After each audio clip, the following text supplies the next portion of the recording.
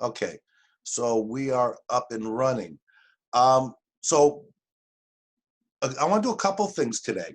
Again, I'm going to keep this, as we've been doing, to an hour and a half. I will be I will be doing a video that I'll pre-recorded video that I'll be posting later today, and hopefully posting this class later today. I've also put together a PowerPoint just on the characters at this point. All right. I'm going to bring in more PowerPoints as we go through the play.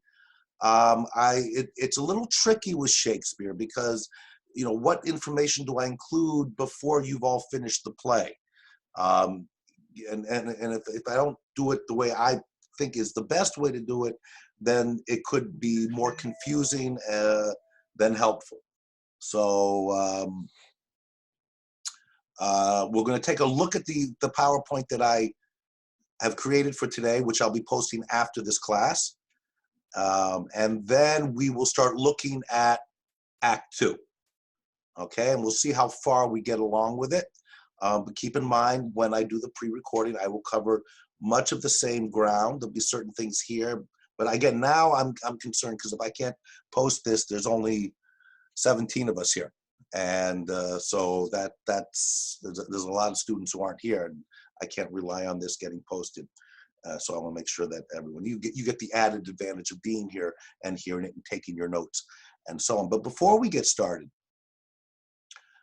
any immediate questions, right? Again, I know the questions are all in your mind. When you're getting your essays back, I'm working on it. You should have it back within a week, all right? And they will be posted on Omnivox once they're done, okay? But that is subject to change depending on if there's more problems getting onto Omnivox and so on. But that shouldn't be, I'm not anticipating a problem with that. Any specific questions regarding the play? You can either put it in the chat or unmic yourself and let me know.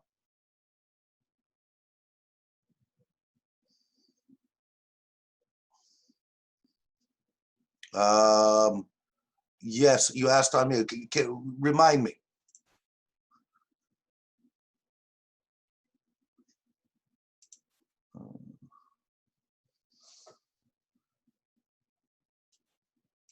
Okay, sorry, I unmiked myself because it's easier to say than to write it. Yes, thank you. Yeah, no one's doing this. I encourage it. As long as we're not all unmiked at the same time, then I much prefer to hear you.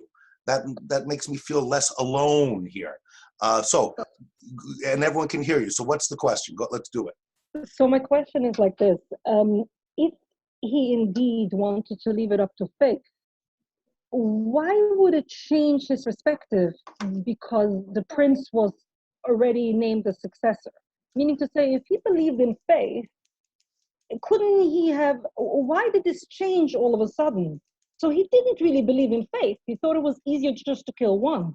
And now he knew he had to kill two. Well, see, now this is one of the main elements that we explore in this play, because we see how Macbeth struggles, and right after he gets the prophecy, he actually sits there and says, well, if it's going to happen, I don't necessarily have to do anything to make it happen, right? I become another Thane, and I didn't have to do anything for that. So he is contemplating that idea, and it's interesting to bounce that in terms of against Banquo, who takes the same approach. If it's fate, if it's meant to be, it will be, and I don't have to go and initiate it.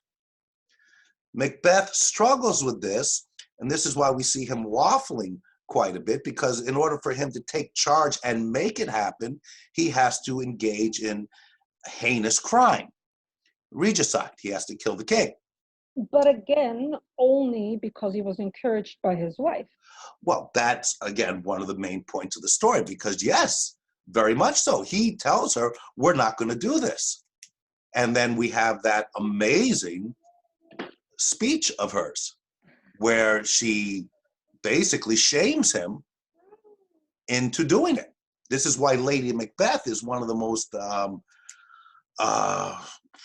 one of the largest characters and most talked about characters, female characters in any case, in Shakespeare.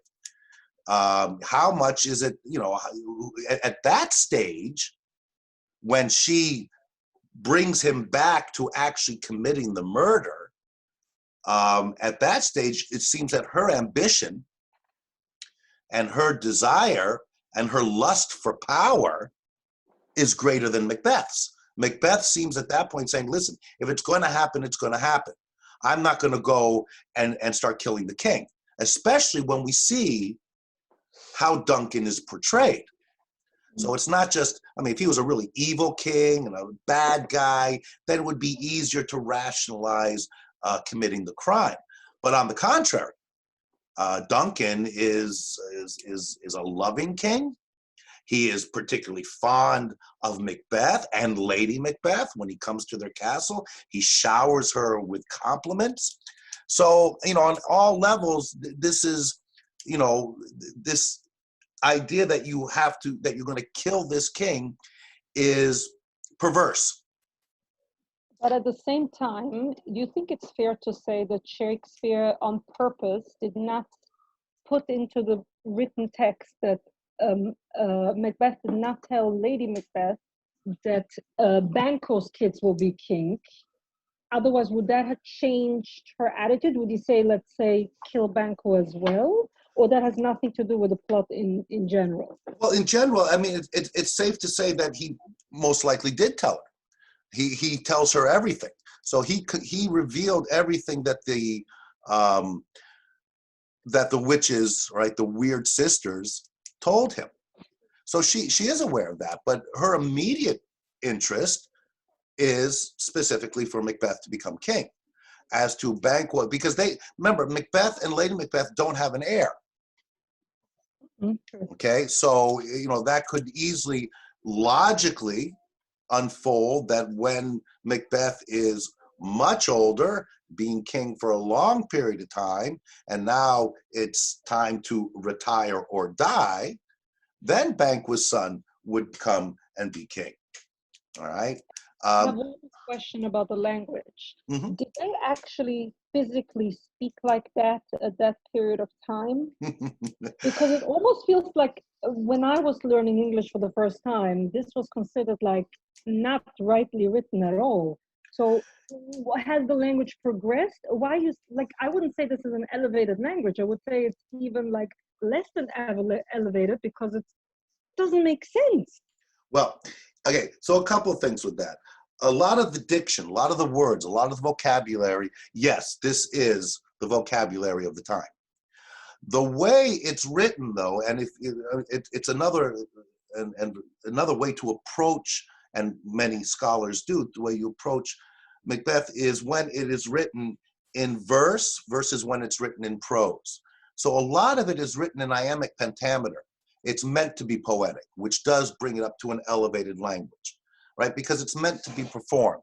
So there is a poetic quality to much of it. And often you can see the status of a character is predicated on how they're speaking. Are they speaking in a poetic form, such as iambic pentameter, or are they speaking in a prose-like manner? Okay, so yes, the language is elevated. Did people walk around speaking in iambic pentameter back in Shakespeare's day? No. Did they speak like that on the stage? Often. Okay, but where it is very typical of that time is in the diction, in the vocabulary that was employed. If you look at the original spellings to the original manuscripts and the original publications of Shakespeare's plays, the spelling was very different. I mean, this gets into the whole evolution of the English language. If anyone's familiar with Chaucer, who came long before Shakespeare, to read Chaucer in Old English or even before Chaucer, it is another language. It would be unrecognizable. It's a whole study of reading Old English, and then there's a whole study of the evolution of the English language, from pronunciation and spelling and all that together, and the whole linguistic approach. But yeah, I mean, it's a combination of the two. So, yeah, it makes it a little more challenging, no doubt, but it's a matter of sifting through it. And I promise you, the more time you spend with it and taking the time to look at the annotations at the bottom of the page, the easier it gets.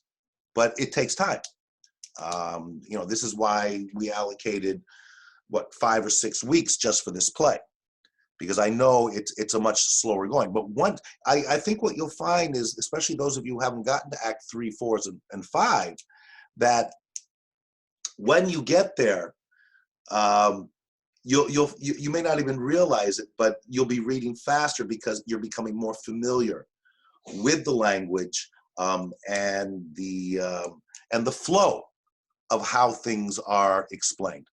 But yeah, I still have to look up words, and I've read Macbeth I don't know how many times, but I'll still have to look things up. It's the nature of the beast, but it is Shakespeare. Someone here is asking, are we having a final exam? Yes. Okay. Again, a couple things that I'm glad you brought that up. So a couple things that need to be repeated. First and foremost, all, and I mean all, the documents that I post, you should be reading. Okay? All the videos I'm posting, you should be watching. If you don't watch the videos and don't read the documents, you might get lost along the way. Not just in terms of understanding this particular play, but knowing what's coming up. Okay? So I implore you, right? I can see who's reading what. I can see who's watching the videos. So I really, especially with Macbeth, because it is different than what we've been doing. As you know, from the way that I go through these texts, I go through it meticulously, almost line by line. All right? If you follow along in the videos, by the time you get to Act 4, Act 5, your understanding of Shakespeare's language will be very much elevated. And along the way, you'll start seeing how the themes are developed in this particular format, which is a play. Okay, so yes, we're having a final exam. As a reminder, it's going to be in the same format as our midterm. So I will be giving you question. You will have, I'm still planning on you will have 2 weeks to answer it. Okay, I have to find out what is the latest I can accept it and be able to get your grades in on time, but you should anticipate that I will be giving you the questions about 2 weeks before our last class. So in about 2 weeks. And then you will have the same 2 weeks to write it, an essay in the 5-paragraph essay format, thesis statement, all that stuff, and submit it in the same way. Okay? But, and again, keep your eyes, look at and see what I'm posting, because if there's any changes, remember as well, you're going to have at least 2 more in-class assignments, which are not in class, right? I'm probably going to be most likely giving you the first one next week. I haven't fully decided on what it's going to look like. It'll probably be similar. It's going to be predicated once I go through your essays, right? Because that's going to give me an idea of where work needs to be done in terms of your writing. So you'll get at least one of them will be writing oriented. And it'll be something I will post it on a certain day, and you'll have like 24 hours to do it and then send it to me. Okay, one of them, or I'm not sure exactly how I'm going to do this distribution, I may ask you questions as well, specifically about the play. But anticipate more likely the emphasis will be on the writing. Okay, because I want these in-class assignments to have a specific purpose, which is to allow you to recognize and improve on certain qualities and elements of your writing, especially as we get closer to the final essay exam that you'll be writing. Okay? Any other questions now? About anything? Anything to do with the course, or we're good? Okay, so what I want to do, yeah, okay, so let me address this because one last thing, and then we'll do this because I'm seeing things that are being said here that I've been hearing from other classes as well.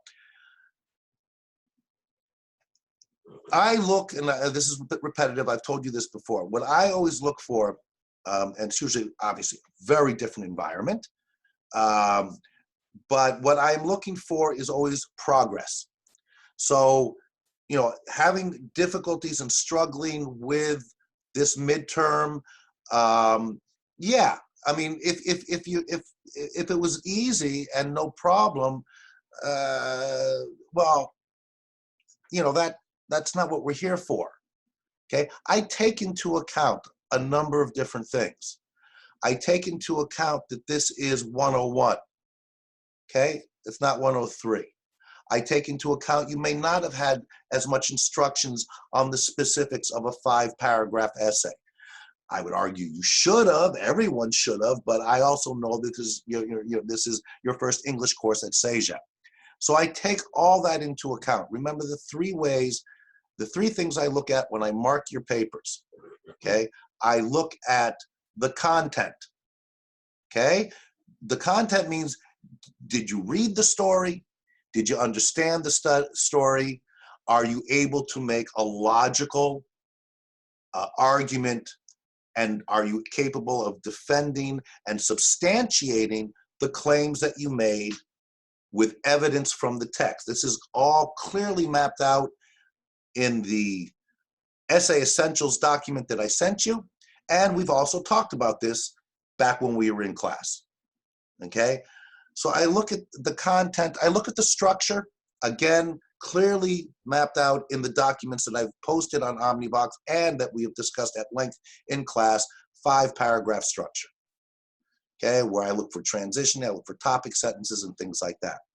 And then the third thing is your writing, okay? And you are all at there's many different levels of writing proficiency in this class. We're a big class. We have 54 people registered in this class. I've been doing this a long time. So I take into account, I know some people have more experience in writing essays than others, all right? So all that to be said that at this stage, I'm not gonna say I'm an easy marker because I'm not an easy marker, but I'm not a hard marker. I'm a balanced and fair marker. I really believe that. And what is most important with the midterm is that I want to see progress, right? From the midterm to the final, all right? And that's what you want to be thinking. So don't get too, that's why to do the in-class assignments, I want to see what your writing level is out so that we can focus on those specific elements of the writing that most of you, let's say, could use improvement with, okay? So hopefully that's clear. I'm getting another quick, can we maybe have like a practice run on Shakespeare, maybe optional so people don't, what do you mean by a practice run? Like you to write something on Shakespeare? If that is what you're thinking of, because that is one of the, most likely what one of your in-class assignments will be. It would be something like to do a brief character study of one of the characters, okay? That's to help me, that's to deal with your writing, but also to allow you to delve into a specific element of the play, okay? If we do that, it will be, yeah, one of the in-class assignments.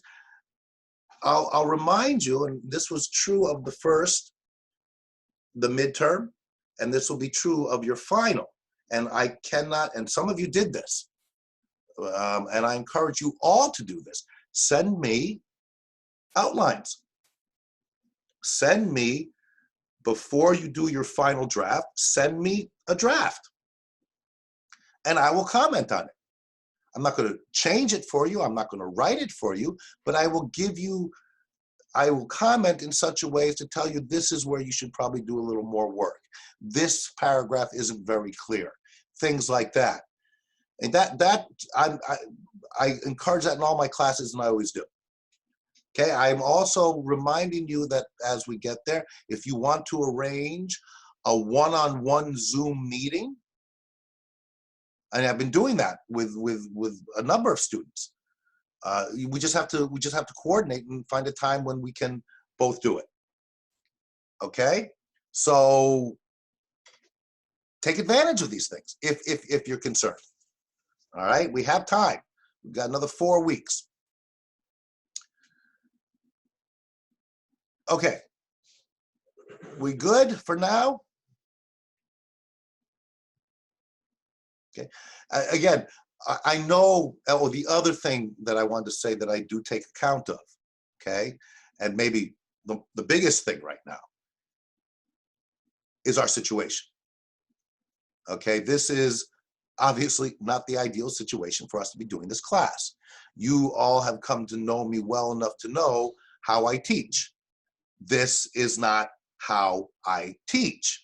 I am a very much pacing around a classroom and feeding off of the student type of teacher.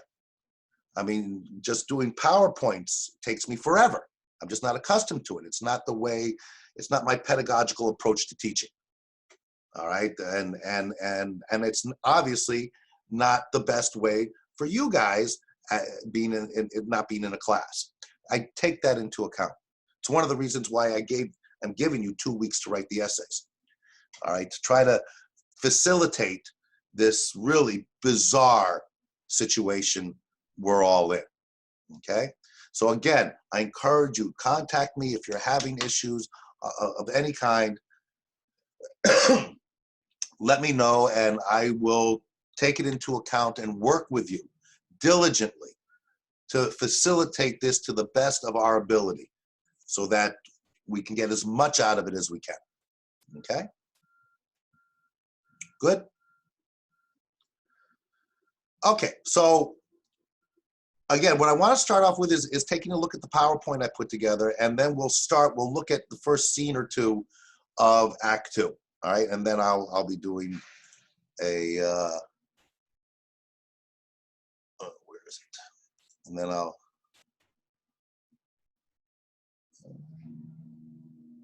there we are. Okay, everyone can see this? Yes, I'm going to take that as a yes. Okay, yeah, okay, that's what I need. Just occasionally someone to confirm.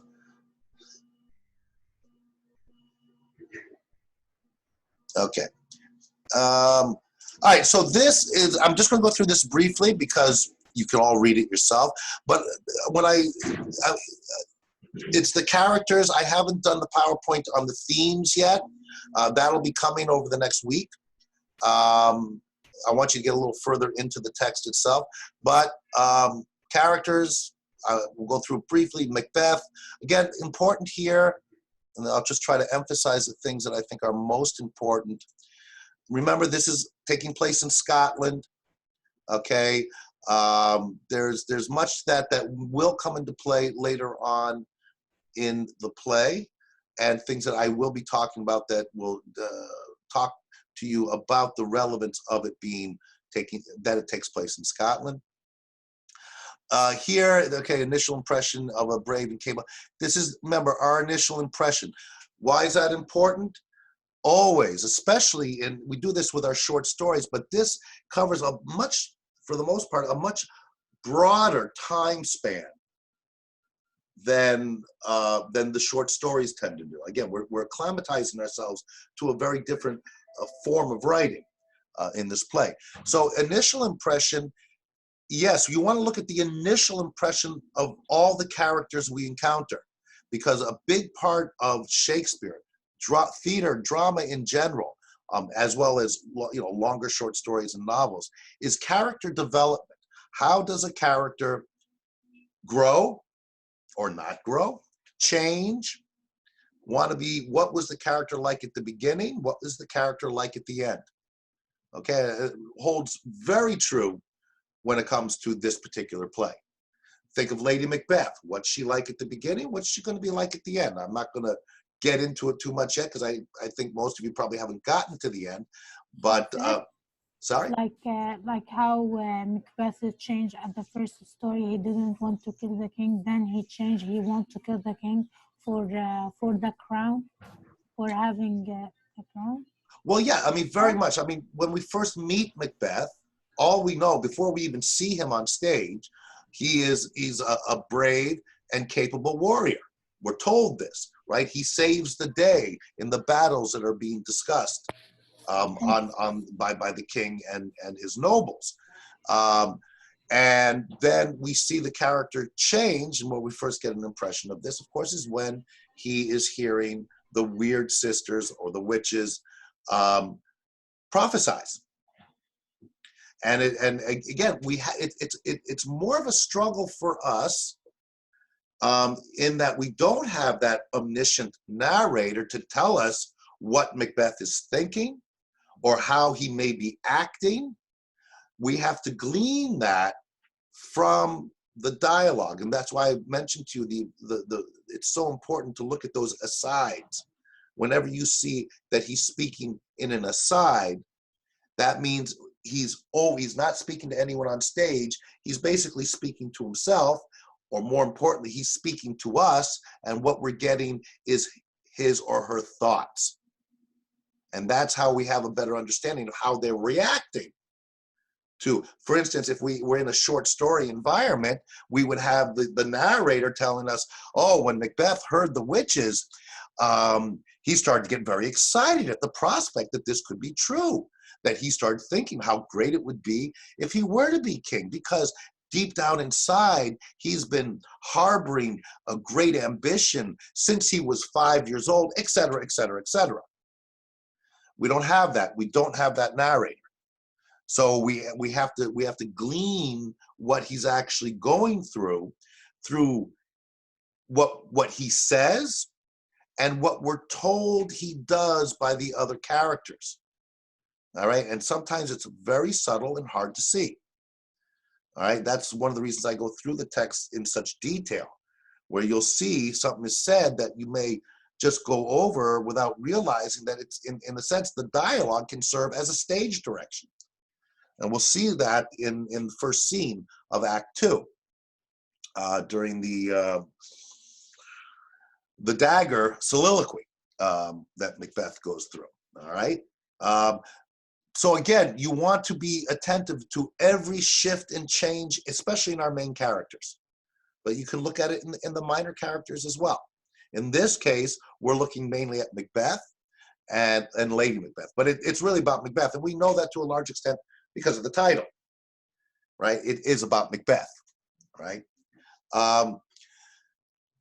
Here again, key here is ambitions, okay? And it comes back to what I was just saying, asides and soliloquies, okay? This is where we get, because he's not telling everyone how ambitious he is, except for maybe Lady Macbeth. How do we know? Because of these asides and these soliloquies. Okay, so he has this consuming, and it is, and those of you who finished it know how consuming it is, but he has this consuming ambition, and ambition obviously is a key theme and characteristic of this play. Okay, but at the same time, we see all of these elements of his self-doubt. Now, when I say watch how he evolves, we see this self-doubt. It's really brought to the fore in his, do I do it, don't I do it? And that's when we get Lady Macbeth saying, yeah, you got to do it, and so on. We're going to look at that a little more. But does that change as the play progresses? How is self-doubling himself? How does, sorry? Tendency to self-doubt. Right, so he has a tendency to doubt himself. Doubting. Yeah. Okay. Okay, so he has a tendency to not be confident and not take action, right? That's that scene that is in the second video I posted, right? Where we see when Lady Macbeth, you know, in this, you know, through shame, and I mean, it's an amazing scene when she's, you know, basically telling him, you know, what kind of a man are you? You said you're going to do something, now you're not willing to do it. She, if you recall, she even says in that scene, listen, if I took an oath, if I said I was going to take my own baby and bash my baby's head open, I would do it if I said I was going to do it. So you can't even follow through on this. What kind of a man are you? I mean, I'm wildly paraphrasing here, but at the same time, that's how extreme her, if you want, manipulation is, but it also is a demonstration of how extreme her own ambition is to ensure that Macbeth becomes king, right? That's what that's about.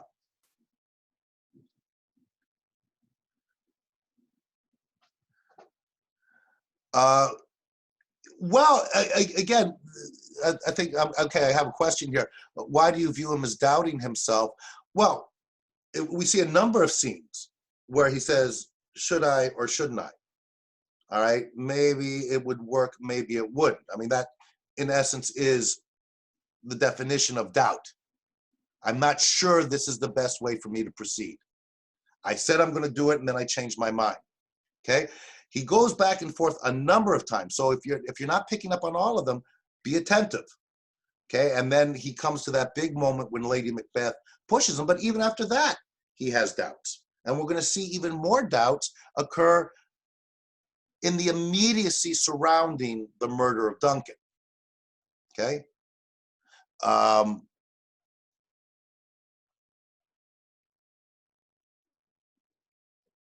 Yeah, I mean, again, what we have to remember the context in which, what are we looking at here? This is a story about Macbeth, a man who is driven by his ambitions and his superstitions, which was common throughout that period, and his struggle with the idea of his ambition and his duty as a general and as a nobleman in the Scottish kingdom.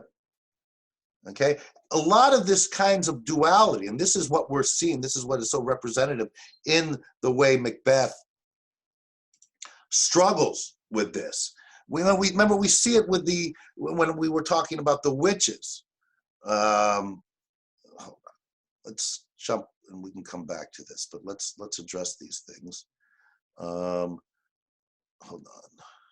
Clear home drawings and stop this share. And let's go back to the text and just take a look at something that I think addresses this issue importantly.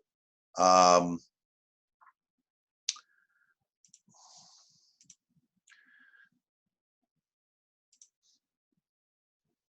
this goes all the way back to the very beginning. And we talked about this, but this can be a reminder, right? Fair is foul and foul is fair, right? What does that mean? Fair is foul and foul is fair. Well, wait a minute.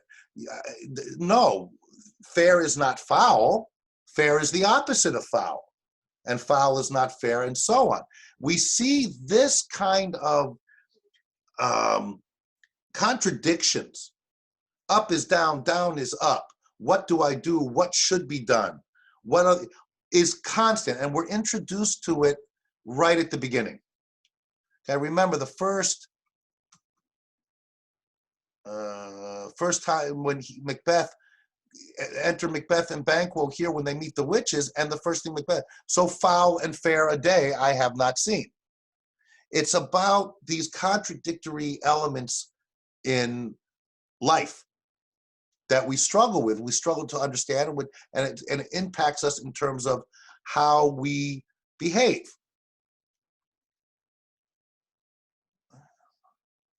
Maybe also what's viewed by one as foul, the other is fair. Yeah, that can play into it as well, actually. Absolutely. right? So it's an important point. What one person considers to be a good thing, another person may think to be a bad thing. I mean, we have some things that are clearly bad, okay? And it's rarely that clear to us if others, if it's just a difference of opinion, okay? Because when you're talking about foul weather, chances are you're not going to find someone who's going to think thunder, lightning, wind, and storm is anything but foul weather as opposed to fair weather. I mean, certain things you can't really, you could say, it doesn't bother me as much as the next person, but you can't really contradict that. So this goes deeper than just differences of opinion and different attitudes towards certain things. Killing the king, this is a bad thing. It's not a matter of opinion. And this is key to understanding Macbeth and why he struggles. Because unlike what is very common in many tragic heroes, okay, and this is a tragedy, right? We know that it's the tragedy of Macbeth. And what the foundational understanding of what constitutes a tragic figure in drama and in fiction in general, going back to Homer and so on, is when somebody is doing something bad and doesn't realize it. Okay, the most famous, one of the most famous being Oedipus, right? Oedipus meets an older man and just travels at a crossroads, gets into a fight and kills the older man. He doesn't know he just killed his father.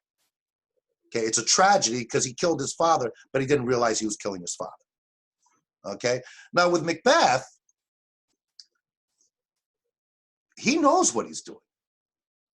That's what makes him such a, I would argue in many respects, a richer character, right? It's the age-old quagmire, if you will. If somebody is doing something really bad, but doesn't realize they're doing it's bad, they're just ignorant that it's a bad thing to do, versus someone who's doing the same bad thing, but knows it's bad and is doing it with the purpose of achieving a specific goal. One is done out of ignorance, and the other is done out of, say, ambition. Which is worse? You don't have to answer that. It's a bit of a rhetorical question, but it is the type of question I could be prone to ask, you know, in a different kind of way on an exam.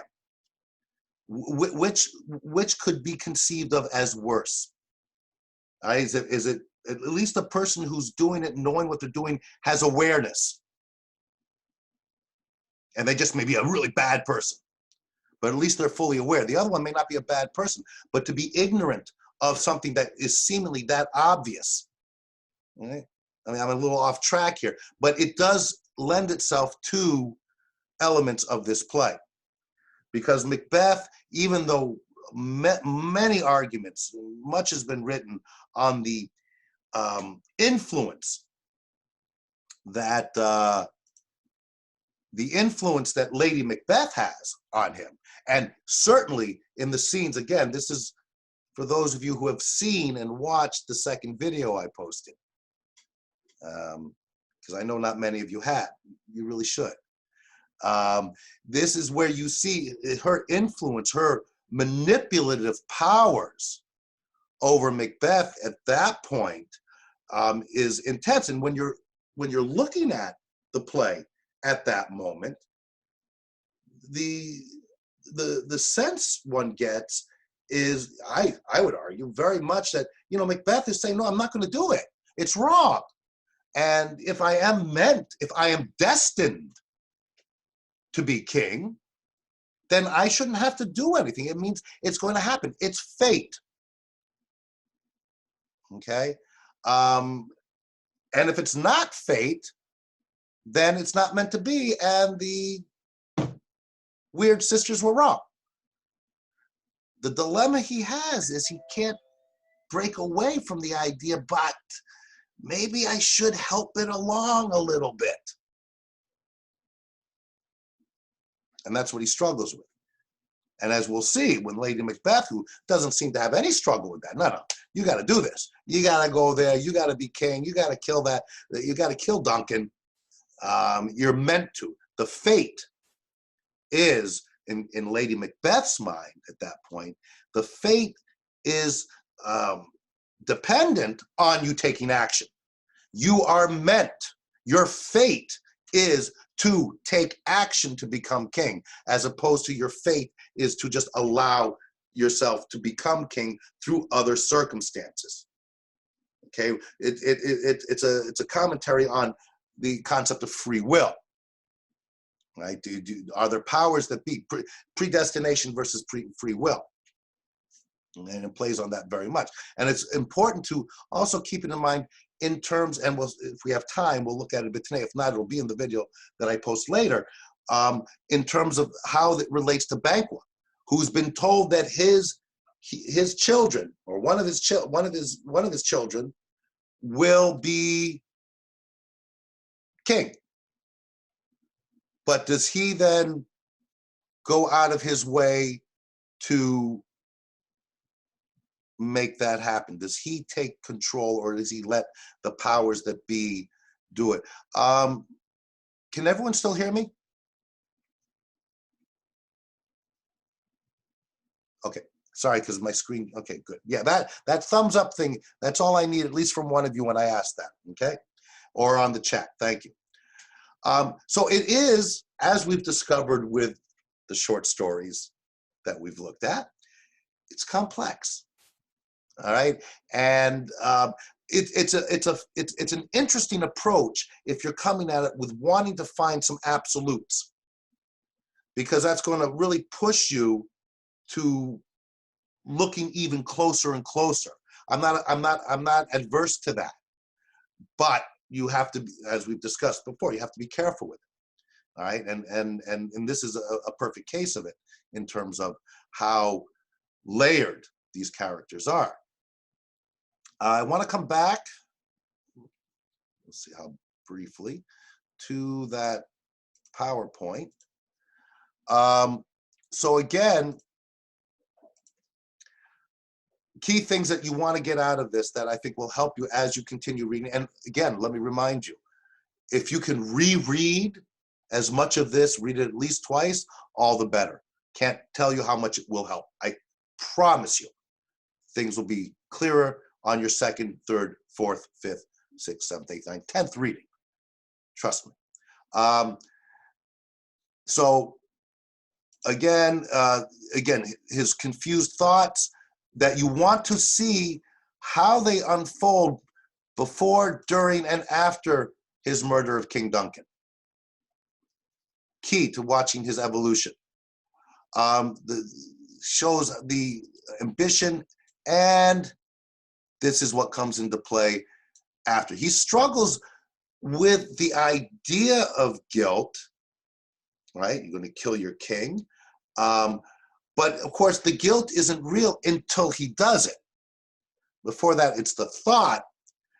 And yes, I mean, guilt is a powerful force that often prevents us from doing terrible things, because I'll feel guilty.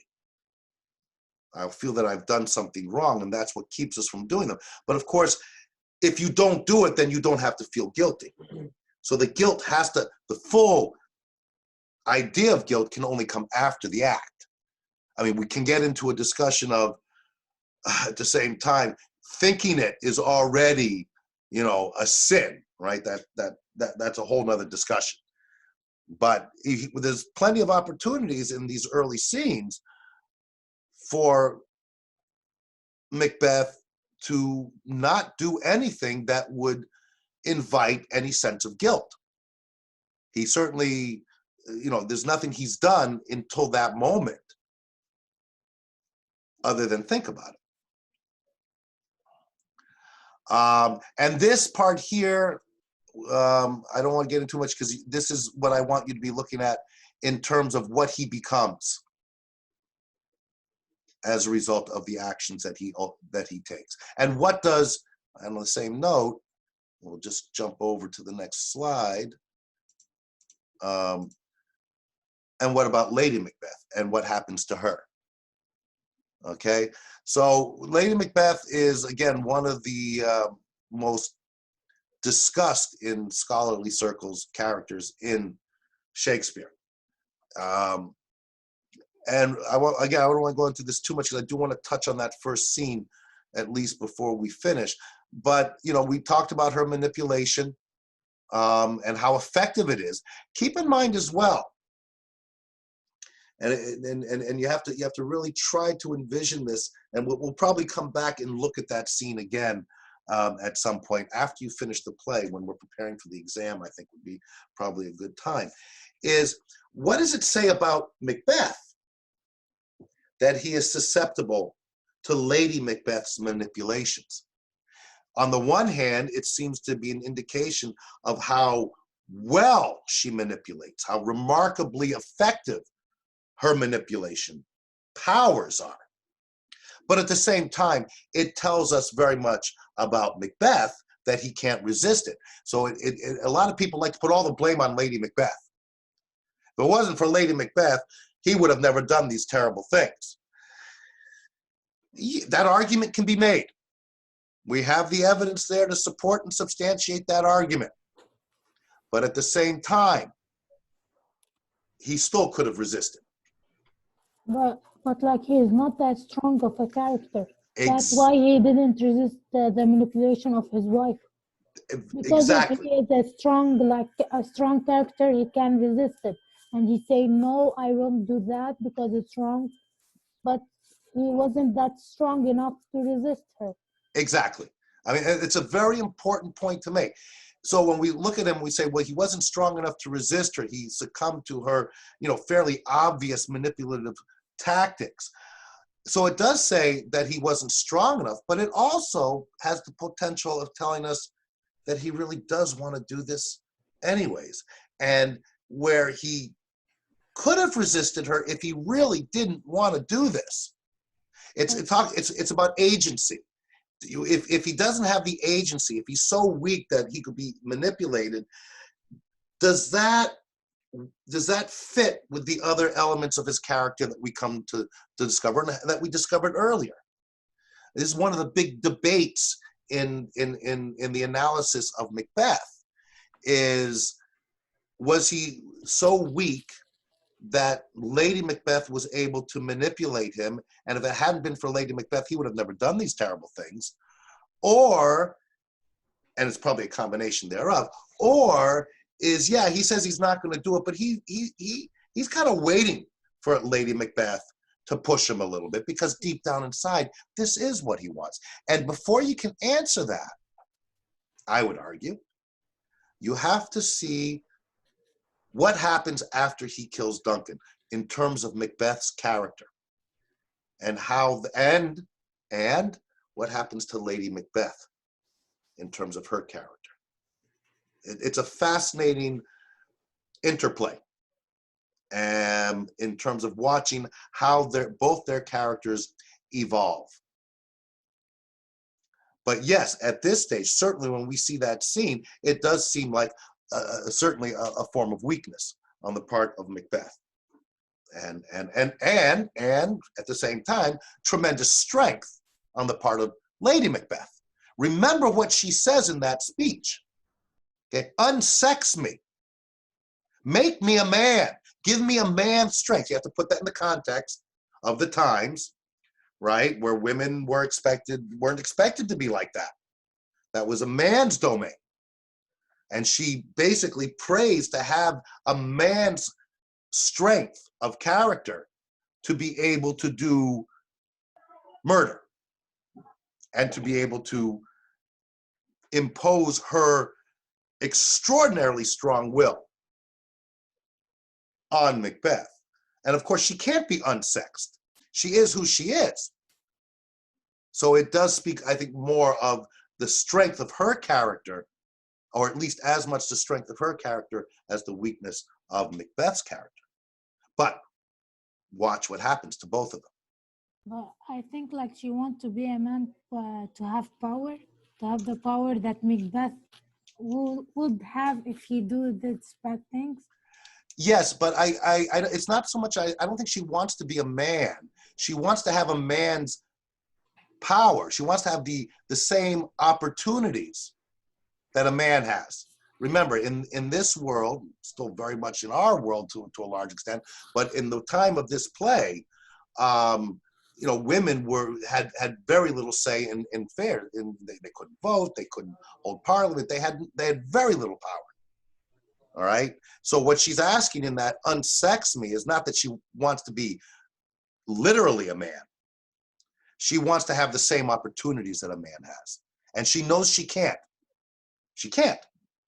It wouldn't be allowed. So she goes through her husband, Macbeth, because as he goes, she goes. And she knows that, accepts that, and wants to work within those very narrow parameters, the only parameters that are allowed to a woman. And what are her options? But again, watch how that evolves. Again, comparing her level of ambition with Macbeth, with her husband's level of ambition is another interesting way to, certainly in the first couple of acts of this play. Again, her remarkable strength of will. At the note I'm putting here at the beginning, okay, and yeah, those of you, spoiler alerts, guys, if you come down here, but it's important to be attentive to how things change for especially these two, because they are the two, I would argue, main characters. Very briefly, Banquo, we know who he is. It's important about Banquo is, sorry, note his ambitions, okay, and note how he responds to them and to the witches and to what has been prophesized and how Macbeth does. Note how their relationship, okay, starts. Okay, we got to pursue that. You say, sorry, have to disagree. It's the three witches. Disagree with what? With who the main characters in the play are. Oh, you think that the witches are the main characters? Well, if not for them, we wouldn't have a plot, would we? Yes, fair enough. And you could make that argument. They're vitally important. There's no doubt. But they set up, yes, without them to have incepted the idea into Macbeth and Banquo, without that meeting, yeah, no, very much. And an argument can be made for that. I don't have a problem with that. Again, an argument could be made for that. I think in the overall play that Macbeth and Lady Macbeth, their characters are obviously much more developed. Okay, and we know much more about them. But yes, I mean, you know, the way that you look at the three witches is, you know, if there was a war, right, the war that set off a sequence of events, then that war becomes similarly, if we go back to Ivy Day in the committee room, okay, I think an argument could be made that James Parnell is the central character of that short story, even though he's not even in it. But he sets off a sequence of events. They're all responding to what Parnell represented and what his death and demise represented. The witches are much more there, but yeah, I mean, without them, we don't have a story. But that can be said about a lot of elements in most stories. But the witches in that time were important because people believe in them, and people believe also in the woods, the strange things that happen in the woods. Yeah. And all the bad things, bad spirits. They believe in all these things. That's why they are in the story, because in this time people believe in witches and in bad spirits in the forest, in the wilderness. This is a very important point, okay? Because and this is why there's a dilemma. If you believe in the witches and you believe in the superstitious the superstitions that surround that. Because that has to be a belief in order for it to resonate with Macbeth and Banquo, that these things will in fact come true. So yes, the concept, remember we talked about the astrological references as well. So it's, you know, this belief in superstitious possibilities, which was very common at the time, and certainly within the characters in this play, essential. It has to be, because how else explain the encounter? And otherwise they wouldn't take that encounter to the next level, which they both do, right? And these are noblemen of Scotland, generals in the army. So these are, you know, the elites of Scottish society, if you will. But it was ingrained in the culture at the time to have beliefs in these types of things. Okay. So yeah, so important to watch Banquo in terms of how his relationship evolves vis-a-vis Macbeth on a number of levels. All right, well, we'll have to talk about that when we get to it. The Weird Sisters, or the Three Witches. All right, so we've touched on them. Remember, there's a certain, I mean, they're like puppeteers, I've put here. There's a certain amount of playfulness with the witches as well. One certainly gets a sense with the witches that they're not there just for Macbeth. Macbeth and what they do to Macbeth, even though it has huge ramifications to the whole socio-political reality of Scotland, but they're also out there, remember, you know, tracking down someone who insulted them and cutting off the sailor's thumb, right? I mean, so they are, you know, they're very hard to get a full grasp on, but they are not just focused on Macbeth. They are involved in numerous, I suppose, unsavory activities that would fit and correspond to the idea of what the supernatural or the witches are, or what the Weird Sisters come to represent. Powers that be, that can be coming from the devil, from demons, and so on, that are constantly disrupting. And unexpectedly, again, it comes back to free will versus predestination.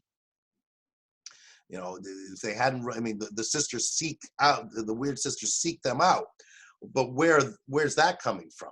We're never really told. It doesn't matter on one level, but it does pose food for thought, to say the least. So the Weird Sisters, and then Macduff. Well, we have King Duncan here. Important about King Duncan, as I've discussed, is how virtuous he comes across. He's just such a nice guy, and of course that makes it that much more difficult to justify or rationalize or bring oneself to actually committing the crime that is committed, and that's very purposeful. I mean, this play is loosely based on history, and Shakespeare consulted a number of histories of the time to get the specifics about Scotland down. So a lot of these characters are, in fact, characters that existed, but he embellishes. So that's why I don't spend much time in there. And specifically in his history plays, it's much more so. But even there, he takes a lot of liberty with historical fact. The point here is that this King Duncan, two things. One is he's just a nice guy, right? We very much get that sense he's a nice guy on top of everything else. And equally as important, and I talked about this, as king at that time, a king is anointed by God. King is God's representative on earth. So it takes on a whole religious dimension as well. So the regicide, when you kill a king, you're not just killing the guy who has the political power. You are killing God's anointed. All right, this is again a big part of cultural history of the time. and the place of the king within society. And again, this is back when there very much was not a separation of church and state. They went hand in hand. Okay. Malcolm, we know, is Duncan's son. Be attentive to what he does, okay, and what his character comes to be. We don't know much in the first part. It's really towards the end. But be very attentive to Macduff. All right, Macduff, we don't know much about. We're introduced to him pretty much in the second act. But Macduff is an important, very important character. I would argue, doesn't get his fair due most of the time. Okay, and I'm not going to say too much more than that, but we'll touch on it if we have time. Again, I'm not going to go too long because I know that, you know, an hour and a half is usually about all that people want to deal with. But I'll say it again. Be attentive to Macduff. Be attentive to everyone. But often Macduff doesn't, people forget about Macduff, or not forget about him, but I don't think give him his proper dues. Okay, we've been going for an hour and 15 minutes approximately. So I'm going to want to, let's touch on the first scene, see where we are by the end of that first scene. I will go over the first scene of the second act in the recording that I will be doing after this, because again, I don't know if this is going to record. But let's just touch on it now, because you guys are doing well. The more you ask questions, okay, you just remind. I have a couple of my other classes, no one says anything. I mean, I sit there and please, you know, just say something so I know you're there. The questions, and I miss it so much, because that's what really gives a class its dynamic. We can't do it to the same degree, not even close, in this environment. But think about that for next week. Come with questions, write them down, and we can discuss them. Because again, I will be coming back and going over the play in detail in the pre-recorded videos. So again, to remind you where we were, if you if you haven't looked at the second Macbeth video that I posted last week, be sure you watch it before you watch the video I'm going to post today. Okay, right? Otherwise, because it all feeds off of each other, right? So keep that in mind. No.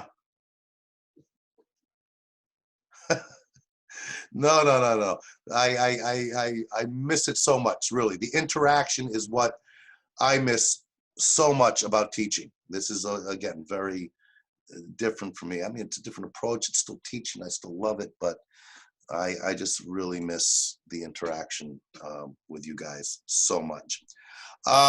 We were in scene 5 last time. Yeah, we finished up with, right, scene 5 of Act 1. No, we started with scene 5. We didn't finish it. I did in the video. Ah, okay, sorry. Right. Yeah. No. That's why, again, I have to emphasize this. Don't be reliant just on this class for a couple of reasons. One is, last week I couldn't post the class because it didn't record it. I do a much more thorough discussion of the specifics of the text in the pre-recorded videos. So as a reminder, I mean, we can quickly look what happens that leads up to this, right? And we've been touching on it. But remember, okay, this is what we've been touching on, right? This is where he is hesitant, right? He's not going to, in this scene 7, which is the scene right before we get into Act 2, right? So this is where he has his doubts. This is where Lady Macbeth comes in. Macbeth says, "We will proceed no further in this business. He being Duncan, King Duncan, hath honored me of late." And then Lady Macbeth comes and does her thing. I have gone through this scene in real detail in the previous pre-recorded video, so I'm not going to go over it again. Watch the video. If you have questions afterwards, that's what you want to bring to the class. I mean, I could go over everything again multiple times, but then we're not going to get through things. The thing to remember here, okay, is how does it end? How does Act 1 end? I am settled and bend up, each corporal agent to his terrible feet away, and mock the time with fair show. False face must hide what false heart doth know. Okay? What's he about to do?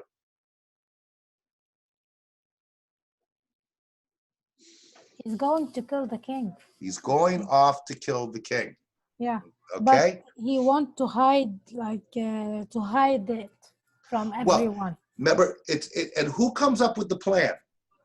His wife. Lady Macbeth comes up with the plan. So it's a dual thing here. First, she has to convince him to get over his hesitation on, his ethical, moral grounds, however, okay? And once, it's a two-pronged thing she does. One is, what are you a man or are you not a man? Okay, so she shames him, humiliates him to get him to, okay, you're right, I did promise I'd do this. You're pretty convincing that when someone makes, remember this, we'll touch on this because it's so important. This is Lady Macbeth, okay, who's shaming him about his manhood and you made a promise. You said you were going to do something, now you're going back on it. And she says here, this is a key, moment with Lady Macbeth. I have given suck and know how tender 'tis to love the babe that milks me. I would, while it was smiling in my face, have plucked my nipple from his boneless gums and dashed the brains out, had I so sworn, as you have done to this. So if you want to really get a sense of a couple things with that, the extent, the graphic extent that Lady Macbeth is willing to go in order to make it clear that she would never break her promise, you have it there. Another thing about this, and we see this in other areas, and something to be attentive to as you continue reading, we hear about some very gruesome violence. This, right, when she's talking about what she would have done. When did he promise her? When Sorry? did he promise her? This was earlier, right, when they were talking about what to do and they decided that they would kill the king. But then Macbeth has second thoughts. Okay, so this is all him reconsidering what they had decided to do and changing his mind. Okay, this whole section here is when he changes his mind and decides not to do it. Remember, he goes back and forth, back and forth. That's when Lady Macbeth comes in. Why have you left the chamber? He says, we will proceed no further in this business. He's already promised to do it. This whole argument that Lady Macbeth makes wouldn't mean anything if he hadn't already promised. So that's how she is manipulating him and shaming him. There's all kinds of different things of a type of shame that he does here about valor, okay, and live a coward in thy own esteem. You have to do this. You said you're going to do this. We decide you're going to be king. We both want this. We both have ambition to achieve this. You said you'd do it. Now you're saying you're not going to do it. What kind of a man are you? Okay. And it works. Because when we get to this moment, when Macbeth says, if we should fail, so now, what does this tell us? And it's very important. Here, because that means he's now agreed to go and do it again. Now the only thing he's concerned about is failure. Before it wasn't failure, it was, this is wrong. This man hath honored me We will proceed no further in this business. Right? It's not right. And if I'm meant to be king, I'll be king, and I shouldn't have to, engage in such a heinous crime. She does her thing. Lady Macbeth does her thing here and convinces him. So when he gets to this point and says, and if we should fail, which means now he's okay with the moral and ethical implications. Now it's just about, are we going to get away with it? Because if we fail and get caught, well, we're done.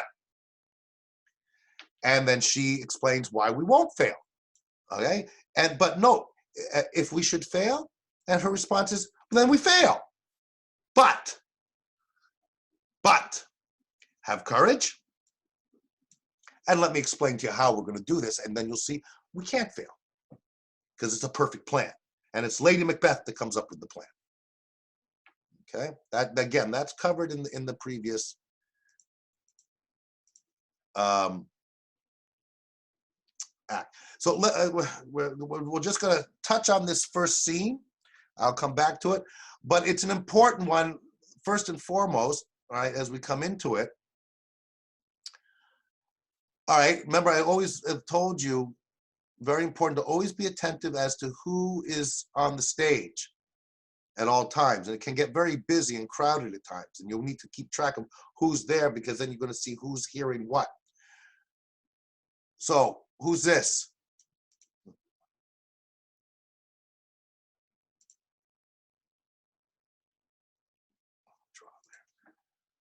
Who's this? Fleance. Fleance. Fleance or Fleance? Who is it? Anyone? Son of Bencon? Yes, very good. Remember, if you have to go and look, good. I did that intentionally because I want you to always remember that you may look at that, who is it? Well, you just fly back up to the list of the characters, okay? And to be sure, okay, that's why I still do it, okay? I'll still go back and look at the dramatist persona to know who's who, because sometimes they blend. So you want to be sure you're doing that regularly, so that you don't want to, if you don't check it, you may miss something that's vitally important. Okay. Yes, the porter. We're not going to get time to get to the porter today. But no, it's his son. And why is that important?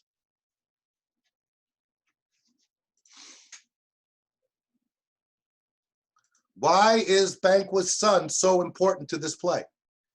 Even though this is when we first meet him.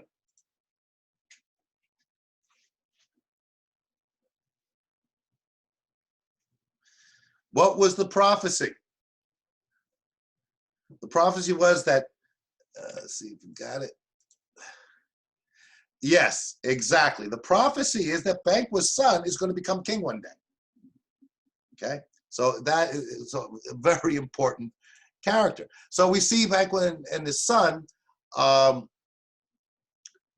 Where okay, they're bearing a torch, which tells us it's nighttime. It's at the court of Macbeth's castle, right? What do we know? We know that King Duncan is there. We know that everyone's there. We know that Macbeth conceivably is setting out now to commit the murder. Okay. Again, what I was touching on before is we see all this description of gratuitous violence. We saw it earlier in the first act when they were talking about how Macbeth cut the man from his navel all the way up to his chin, his mouth. But we don't see it. Okay, and this is another element to this play, very, very prevalent, is that most of the violence we don't see. We just learn about.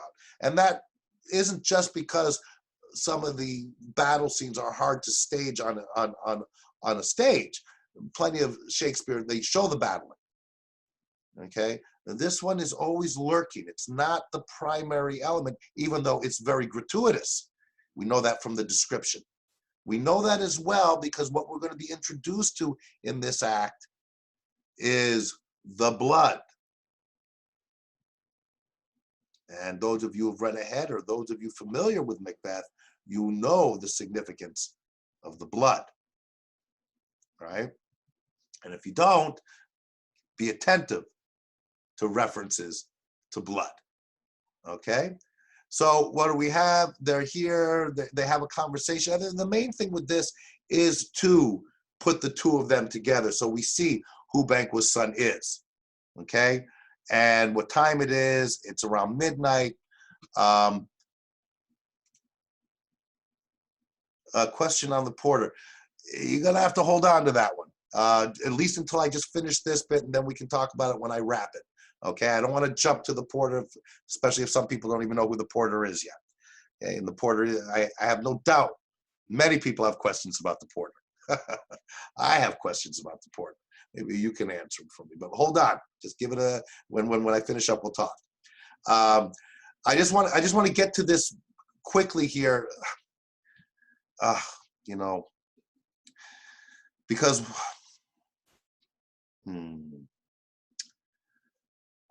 because we're not going to have time. Because you see, what I wanted to get to, quite frankly, is this soliloquy. But this soliloquy is probably going to take me a good 20, 30 minutes, and I don't want to get to it without having talked about what comes before. And we have gone an hour and a half. So it's probably best if we stop here. And what I'll be doing is that I will pick up the conversation in the recording that I will be doing later today, right here from Act 2, and take you through as much of Act 2 as I can. No, but just out of curiosity, since we have a few minutes left, what's your question on the porter? If you don't know who the porter is going to pop up shortly, right here in scene 3, which is after the killing and everything else. So yeah, ask your question, and I don't want to do spoiler alert or anything. Okay, so because, as I mentioned, because I had a very hard time reading it, I went back and watched it. And so just to get used to who is who, what's happening, how many people are on the stage. Then I went back and read it. The porter seems to be a funny character. Everybody seems to be laughing at what he's saying. I don't get it. And then I read it again, and I still don't get it. And he's also a very peculiar character, and I can't put my finger on it yet. So I'm having a hard time with him. Okay, well, I'll touch on that, and you're not alone. I mean, there have been scholars have argued that the porter, the character, wasn't even written by Shakespeare. It was inserted into the play later on. People have a lot of difficulty with this because it does seem to be just simply comic relief, right? And depending on which version you may have watched, because it's done different, it's done in many different ways. But there are a number of things related to the porter that yes, it is meant to be comic. It is funny. He's drunk, and he won't answer the door. And it is feeding directly off, if you remember the scene before, which again, I'll be talking about it at much greater length later today. Remember the knocking within? The knocking within? Yes. That they hear at this, extraordinarily dramatic moment, right after the killing, and they keep hearing this knocking within, the knocking within. Well, then the knocking is within here too, and now the porter comes out, and it does work as comic relief. Is it necessary to have comic relief at this point in the play? That's arguable. That's why often when the play is staged, sometimes they leave the porter out.